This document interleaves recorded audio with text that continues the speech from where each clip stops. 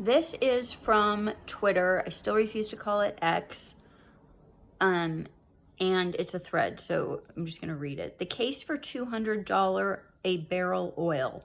First, you must understand that on the demand side, the world consumes roughly 100 million barrels of oil per day, with 20 million of those barrels flowing through the Strait of Hormuz.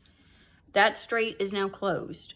The scary part about this is that Iran didn't need a navy to shut it down. All it took was a handful of cheap drones fired near the waterway, and within 48 hours, insurers pulled war risk coverage, and 150 tankers dropped anchor rather than risk the crossing. This is a very high return on investment strategy for Iran.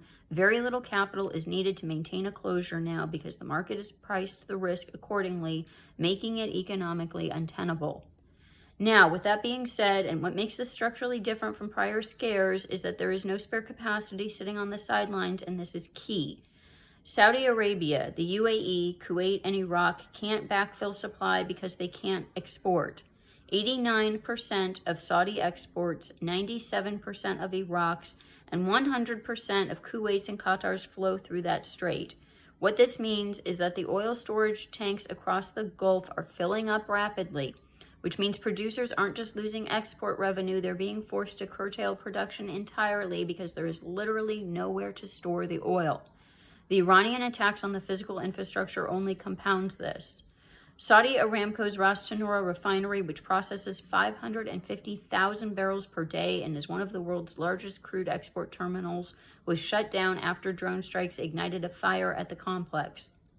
Qatar's Ras Laffan facility, which produces roughly 20% of the world's LNG, halted all production following Iranian attacks. Refineries in Bahrain, Kuwait, and the UAE were also hit. This is physical destruction of processing and export infrastructure across 6 countries simultaneously.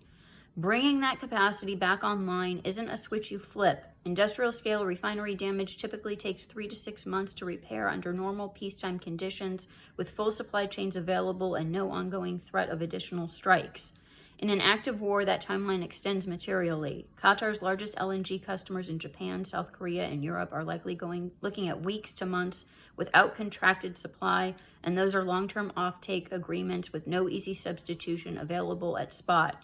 Then add Yemen on top of this. The Houthis have already reactivated attacks on Red Sea shipping, forcing rerouting around the Cape of Good Hope.